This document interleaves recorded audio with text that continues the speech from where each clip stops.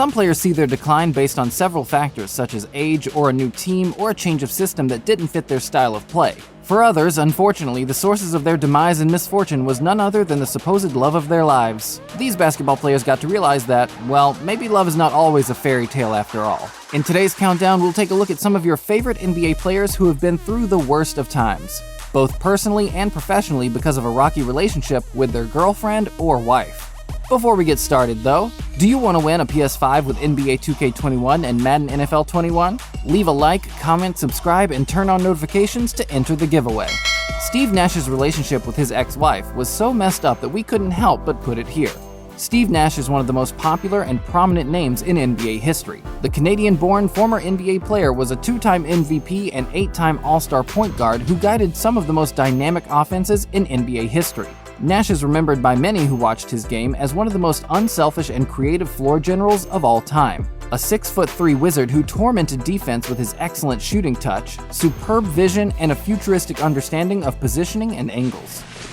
Do you still think Steve Nash is the best point guard in the game? I think Steve Nash in flip-flops with one hand tied behind his back is the best point guard in the NBA. In 2005, Nash became the first Canadian to win the NBA's Most Valuable Player award and then repeated the same feat the following year, becoming one of the 13 players to have won multiple MVP awards, joining the likes of Tim Duncan, Bob Pettit, and Karl Malone. During his 2005 MVP campaign, Nash led the league in terms of assists with 11.5 per game and 861 total. That was 193 more than second-place Stephon Marbury. However, while Steve was making waves in the NBA, dropping assists and writing his name as one of the NBA greats, things were not so great at home. It all began when Nash met with Paraguayan filmmaker Alejandra Almeria in Manhattan while he was playing for the Dallas Mavericks. The two shortly began dating, and 3 years later, they welcomed twin daughters Lola and Bella. A year after the birth of their daughters, the couple got married and seemed to be living a fairy tale romance. It seemed that nothing could add to their happiness until the couple announced that they would be expecting baby number 3. But then, everything turned around after Nash announced an impending divorce, just a day after his wife had given birth to their third child. What a twist! Nash released a statement saying, "I'm very thankful and excited that we have a new son, Mateo Nash. Alejandra and the baby are doing fine, but this is a bittersweet moment for my wife and I. After 5 years, we are now in the process of dissolving our marriage." According to the basketball player, it hadn't been all roses for both of them and they had been living apart before the birth of the third child. But Nash didn't reveal it all. Shortly after he announced his impending divorce, rumors began to fly around that their third child, Mateo, wasn't in fact Nash's, and she had been cheating on him with one of Nash's teammates. The divorce became a highly publicized event, and that's not surprising because Steve Nash at the time was regarded amongst the most sought-after and recognized NBA stars. But the twist didn't end there. Almeria admitted that Nash had cheated on her years prior. Although Nash has not spoken publicly about this accusation, he was reportedly cheating on his wife with a 22-year-old singer, Nelly Furtado, who name-checked the basketball player in her hit song, Promiscuous, singing, "Is that the truth? Are you talking trash? Or is your game MVP like Steve Nash?" After learning about the affair, it's believed that Almeria slept with Nash's teammate and gave birth to his child as a way of getting back at Nash for cheating on her. Many sources believe that Jason Richardson was the father of the couple's third child and not, in fact, Nash. There are claims that the child was black, and since Steve was Caucasian and Alejandra was of Hispanic heritage, the possibility of both of them conceiving an African-American son together is virtually impossible. And here's where it gets even more interesting. Just a few months before the birth of Mateo, Richardson was quickly traded to the Orlando Magic in December. We believe that Nash learned of the affair and made it known to the team, and that's why Jason was traded off. After the divorce in 2011, things didn't exactly get great for Nash. He was plagued with injuries and couldn't quite attain the heights that saw him become a 2-time MVP winner before finally retiring in 2015. Okay, yeah. Ooh, Kate, damn, man, Kate, something's peeking. Proactive missile at 54th. When you're best known for an academic fraud investigation and dating Khloe Kardashian, then you know how bad one's basketball career has gone. In 2002, Scouts.com ranked Rashad Mccants as the #1 high school basketball player in the country. Many people believed he was going to have a decent career in the NBA and maybe even go on to do great things because he had the talent to do everything on the court and become a powerful shooting guard in the league. Like most basketball stars, Rashad began his career in high school, Clyde A. Irwin High School in North Carolina. But he would end up finishing at New Hampton School, where he led New Hampton to the 2002 New England Prep School Class A championship and was named MVP of the title game. He won the Player of the Year award in 2001 and 2002 while in school, and a few years later, Rashad was drafted as the number 14 overall pick into the NBA to continue what many believe would be a successful career. In his first season, it began to look like he was going to be another player who had a lot of potential, but couldn't get running in the NBA. During his second season, things got worse from there as he suffered a major injury which saw him miss a significant half of the whole season. However, in his third season, Rashad bounced back again to produce significant numbers. He was producing career-high numbers and showing off those lethal three-pointers that he was known for in high school. It appeared that he was finally getting back on track, and the only way from there was up. However, that didn't last long because in the summer of 2008, Rashad began to date Khloe Kardashian. As an athlete, I want to thank you for your bravery. And as a human, I want to thank you for the doors you've opened. And on behalf of the entire NBA and half of the rappers on the Billboard charts, I want to thank you for giving your daughters their daddy issues. The former NBA player was set up by Reggie Bush. His relationship with Khloe was the first relationship between an NBA player and a Kardashian, and because of that, it was highly publicized and soon it consumed Rashad's identity. Khloe and Rashad dated for 7 months, and coincidentally, 7 months later, Rashad would play his last NBA game and retire. He and Khloe called it off in late January of 2009, shortly before Mccants was traded from the Timberwolves to the Kings. He was not re-signed by Sacramento after the season and failed to get himself into another team. Rashad had spent just 4 seasons in the NBA and it was over just like that. Rashad claims that other NBA teams were turned off because of his relationship with Khloe and didn't want to have anything to do with him.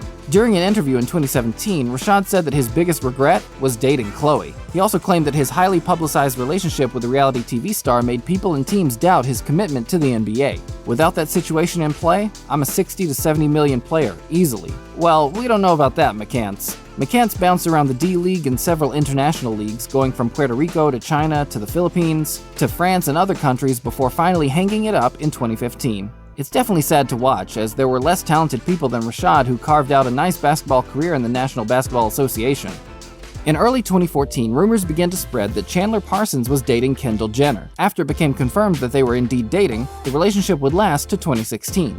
Well, around the time that the two began dating, Parsons was having the best season of his career with the Houston Rockets, and his 2013-14 season is still his best season to date, because Chandler never matched the heights of that season again. In his 2013-14 season, Chandler averaged career highs of rebounds, points, assists, and his overall game went up a notch. This form would see the Mavericks reward Chandler with a $46 million contract for 3 years. The Rockets decided they couldn't match the offer Dallas Mavericks were offering him, and Parsons left on a free. Although Parsons did end up joining the Mavericks, he was never able to replicate that form.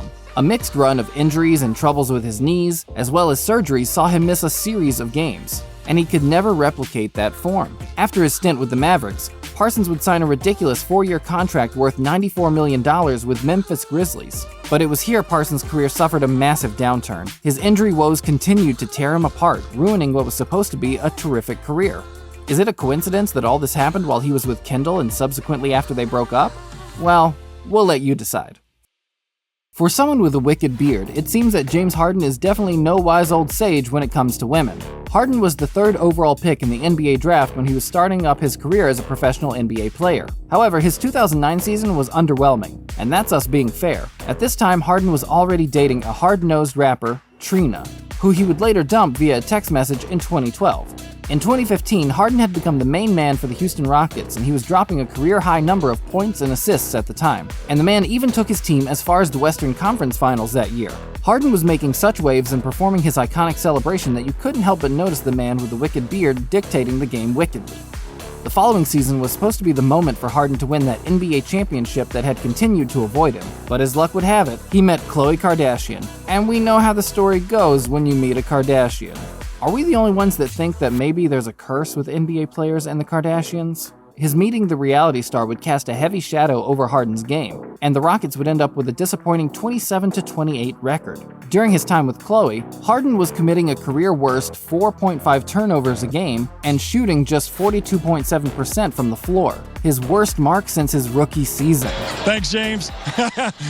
that look says it all. Tristan Thompson had just signed a deal with Cleveland Cavaliers in October of 2015 worth over $82 million, and 8 months later the Cavs won their first ever championship, with Thompson playing one of the leading roles in writing a new chapter of history in the NBA. During this time, Thompson had one of the best seasons of his career, if not the best ever. But around August 2016, just 2 months after winning the championship, Thompson was pictured walking out of a nightclub with Khloe Kardashian. Don't these people learn? Didn't you just see what happened with Harden just over a year ago? Just after Thompson and Chloe were pictured together, Thompson's career, as you might have guessed by now, wasn't the same. The following year in the 2017 finals, Thompson was so bad that despite being popular for his rebound prowess, he got out-rebounded by Steph Curry, who made sure Thompson got to know about it. His form did not get any better because the following year in 2018, the same thing would happen again. The only difference this time was that Thompson was awful all through the game.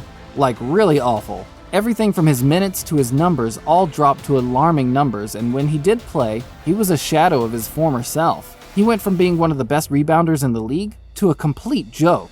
It also didn't help matters that Thompson had been caught cheating on Chloe while she was pregnant with their daughter. This led to him being booed by his own fans. Next call. It's safe to say that the pressure that comes with dating a Kardashian, as well as Thompson's awful attitude, and the jeers from the fans all made it difficult for the man to replicate the old form that saw him become what many believed would become the X Factor against Curry's Warriors due to his ability to switch on to guards. Humphrey's relationship with Kim Kardashian is probably one of the most famous and talked about relationships in the last 2 decades. The pair met, started dating, got married, and divorced all within the same year. It's pretty crazy, and exactly why we couldn't afford to miss this one or fail to share it with you guys. Rumors that the two were dating began to spread towards the end of 2010, and although Kim first denied dating the basketball player, it soon became public around the first or second month of 2011. At this time, Kim could not deny it any longer, and the pair celebrated Humphrey's 26th birthday together. And by April, Humphreys was already spending time on the Kardashian family vacations. The relationship between the two was highly publicized, and they appeared on numerous TV shows talking about their relationship. Around this time, Humphreys was 7 seasons into his NBA career, and it was during this time that Humphreys had his breakout season, registering career-high points, assists, and rebounds. However, his breakout season went downhill just as quick. Humphreys and Kim got married in August 2011 and divorced only 72 days later. Certain things happen in life, and you got to move forward. So I'm excited to be where I'm at right now with the NBA season coming up, and I'm ready to go. So. A year after the divorce, Humphreys' numbers in the NBA saw a significant drop. You could argue that it was partly because the Nets saw a huge change in their roster. This was the time they traded for Joe Johnson, so Humphreys didn't get the ball as much as he used to. On the outside, it appeared as if Humphreys and Kim were the perfect match, but it turns out there were some red flags prior to the wedding, with the biggest one being that the people around Kim didn't want her to go through with the wedding. Kim's mom even reportedly told Kim to go away before the wedding, told her that, "Why don't you go away and I'll handle it." There's also a report that Chloe was not in support of the wedding, reportedly telling Kim, "I give the both of you 6 effing months." But Kim went ahead with it nonetheless because she thought people might think the whole thing was staged. But despite trying to make it work, it never did happen, and their 72-day-old marriage went down as the shortest marriages ever recorded between an NBA star and his spouse. However, the divorce from Kim took a significant toll on Humphreys because he never bounced back in the NBA. After the divorce, Chris was mocked, booed, and jeered on the court. I don't know if I've ever seen this. Whoa!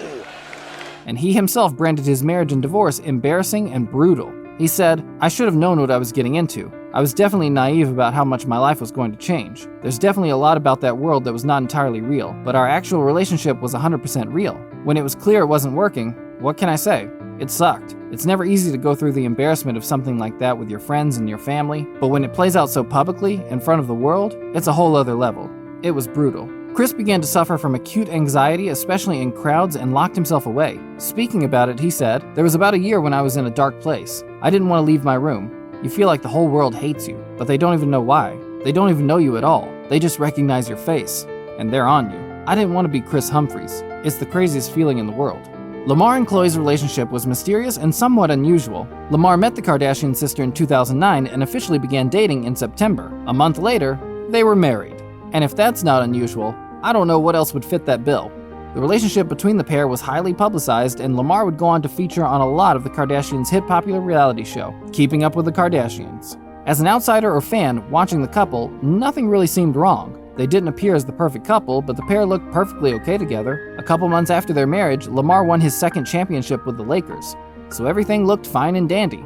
However, those who knew the couple well enough would all agree on the same thing. The marriage and affair spelled trouble from the very beginning, and it was a miracle they lasted 5 years to begin with. Their much and very well-publicized downfall began 2 years after their marriage, and it went downhill very fast from there. It all began with a trade to the Dallas Mavericks where Lamar would experience the worst season in his career by far.